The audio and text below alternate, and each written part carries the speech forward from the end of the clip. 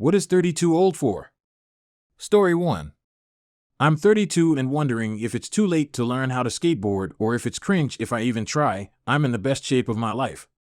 Story 2. Not much. It might not feel like it right now, but the world is your oyster at 30. You're still young, but you finally have enough knowledge of self to make wiser decisions and confidence enough to not put up with bullshit. At least that's what it's been like for me. I feel like I didn't start living life until I was like 28. Story 3. Not knowing basic survival skills and relying on someone to do it for you, for example, cooking, laundry. Had a 34-year-old roommate who said he had started going to culinary school and dropped out. Obviously, he didn't make it far because he didn't know how to preheat an oven he didn't previously own, turning the knob to the desired setting because there was no bake setting. He always bought frozen foods and never ate any of it, just got fast food. Story 4. People's bullshit that was tolerated when younger. The first time I realized this was so relieving, at my grandma's Christmas party, and my family would casually remind me of the bullying they did to me when I was a kid. I don't like 95% of my family and thought to myself, I don't like these people, but I drove myself here. I drove myself here so I can drive myself back home.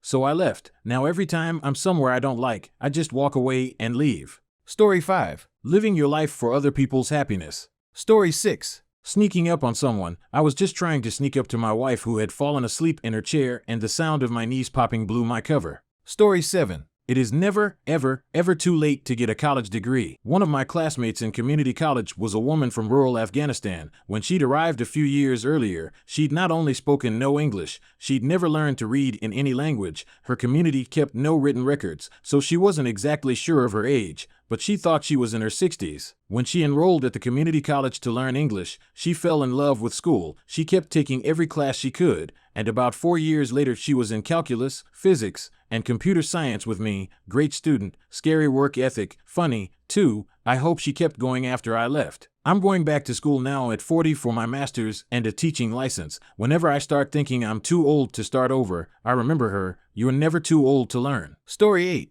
Nonsensical family members. Blood can definitely be dud. My narcissist MIL is determined to insult and alienate me right when we just birthed her first grandchild. I'm too tired caring for a newborn and too tired of her bullshit. She's basically swan diving into chopping off her own nose to spite her face. She laments that she's not being asked to come stay and help with baby. On what planet would I expose my external heart, my child, to MIL when MIL is determined to destroy our relationship? She was and is an emotionally abusive mother to my spouse, and the trauma stops with my generation. Hell, she has no functioning relationship with any of her 3 siblings, and they couldn't even get their shit together to hold a service for their recently deceased mother. MIL can't bury her own mother and wants to lecture us on respect for her and her expectations as the new grandma. I'm 31 and too old to placate her anymore.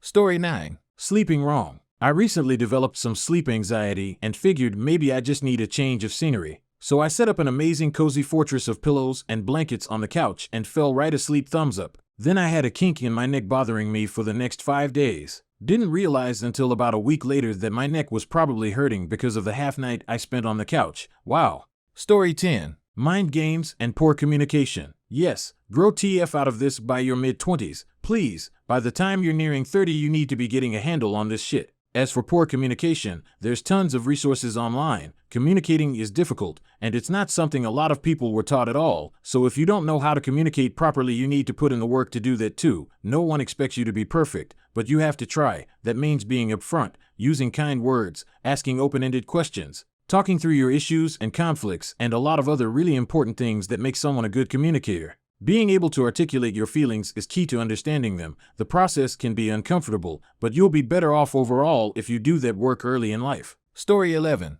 32 and realizing I have no concept of current slang terms whatsoever. And my husband and I had a full, 15-minute conversation discussing the meaning and origin of no cap. This discussion included a Google search and a visit to Wikipedia and the Urban Dictionary. My youth is officially over. I mean, there wasn't much of it left anyway, but I think that was officially it. I think we are ready to be in one of those progressive commercials about becoming your parents now. Story 12. Judging people for what they enjoy at an older age. I rarely cringe anymore. I just like seeing someone happy and being themselves and unabashedly feeling joy. I don't need to get it. Joy should be encouraged. It's hard to find for many for us. Story 13. Trying to go pro in a lot of major league sports. It's wild to be in your early 30s and realizing most everyone you watch in sports or in the Olympics are younger than you. Story 14. High school style drama, being on again, off again with an ex, gossip. Story 15. 30 is too old to be worrying about what you're too old for. If it makes you happy, do it. I know people that are 70 that still rip dirt bikes around the woods, and you got people in this thread in their 30s/40s acting like they have one foot in the grave. Skull. Story 16.